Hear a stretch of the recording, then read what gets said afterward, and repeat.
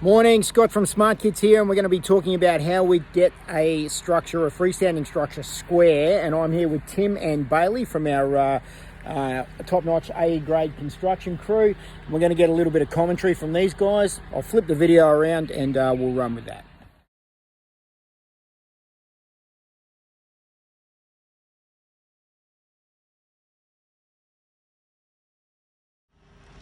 Tim. Morning. How are you, mates? Good, self. And Bailey? How you going? Good. Now, you guys are building a freestanding 8 metre by 4 metre carport today. Correct. Yep. And can you explain a little bit to us about how you're getting the structure square to mark the footings out? Okay, we've started off with two pegs with a string line in between running parallel 1 metre off the fence line as per the customer's request. So the customer wanted this a metre off the fence line. You've run 2 pegs and they're 8 metres apart? Approximately 9 metres apart, just to give you a bit extra to play with. Yep, no worries.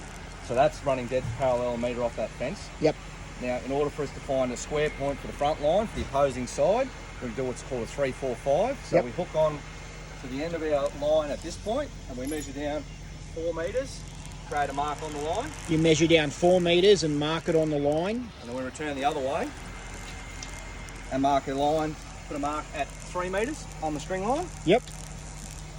And if anyone remembers maths back in high school, 3 plus 4 always equals 5 in trigonometry. So you go to your 4 metre mark and your 3 metre mark, and if you grab 5 metres exactly, yep, you know you're at square. I'm currently at 5 metres 20, so I'm about 10 mil out of parallel for square, so I need to adjust my front line to bring it back to the 5 metre point. And that's how you've created a square corner? That's how I've created a square corner. So then you've got a line basically square so that you know where your first hole will go, and then you can mark everything else from that. Exactly. Well, I can mark the entire 6 posts out off these 2 lines now, with everything being within a couple of millimetres of being perfectly square. Yep, no worries at all. Thank you very much, Tim. No worries, Scott. Okay, so we're going to mark our holes out. On our plan, the X's are our posts, so there's 6 posts. Right, it shows the front post on the corners, and this is the layout going this direction. It's the gutter's falling towards the road. That's the slotted gutter along there. So it says slotted gutter. So that's the way we know it goes. So it shows the posts right on the front corners. Right. Because it's a single skin, there's no side beam. It's only got front and back. Yep. Right, and then just barges on the side. So we don't need to consider that we don't need to consider that point. So all we've really got to consider is the connector on the end. So we'll come back 50 mil off the outside line. So, right? So we know our outside line is that post. So for the sake of our hole, we know that position there is the line of the hole that way. And then we just work out the distance off here, which we said is 650 mil off that corner there. So you've got 650 off there.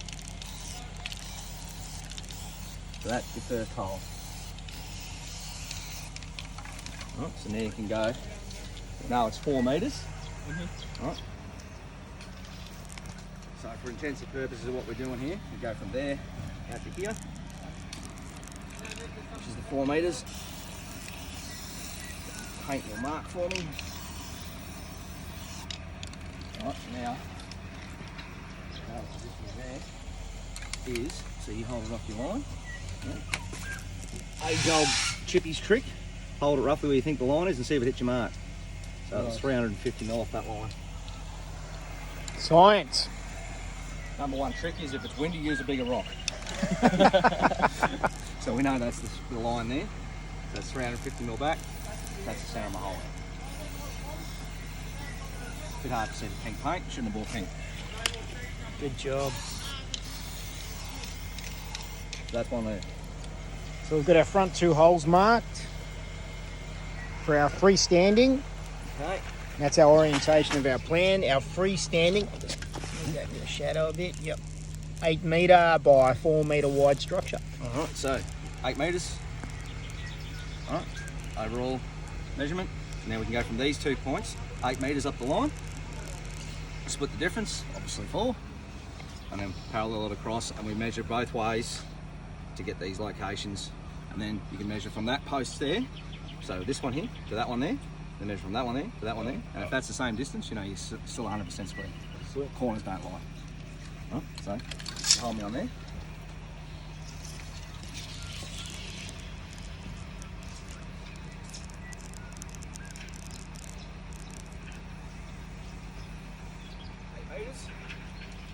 Now we know that it's not parallel. You know that's not parallel, so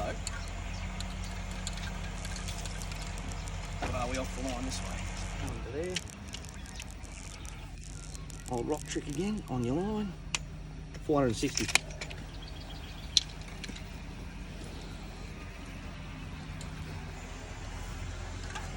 Line. Rock landed there. 460.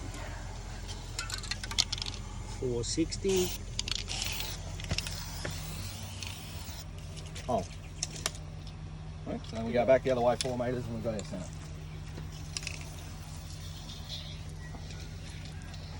460 off the string line again. 4 metres. There we go, thank you. Get away this one, it's nice and close to the ground. 460 off my line. Once again, there's my hole. Now, hold there.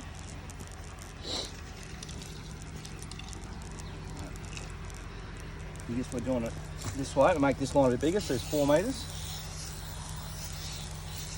And you run all the way up there, put on that centre one. I'm going to mark 8 metres. Because our structure is 8 metres in total length. Stay there. Yeah, 4 metres.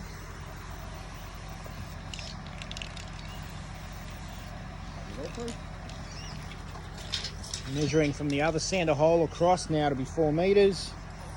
4 metres there. Don't block into them. Okay, centre of that hole, please. Now we're going to check it. Check it for square by going corner to corner. So I've got about 89.20 there to the centre point. Across the other side, please. And if we're close to square, we should have the same on the other side. I've got about 89.30 there, so I'll take that every day of the week. Yeah, absolutely. So because the structure is freestanding, and you can see by the size of the footings here, they're about 400 by 400 millimetres wide. A variance of, 50, 60 mil in that square measurement isn't going to matter, because you're going to be able to, when you put that post in, you'll be able to square it up then. But the holes are large enough to be able to get the structure to work. So a demonstration of how to get square with a freestanding structure. Boys have done really well with that one. Good job, Tim. So we'll be shooting some more videos as we get closer towards the end of this one, showing you how the posts go in and how the roofing goes on. So I hope you enjoyed that from SmartKit Australia.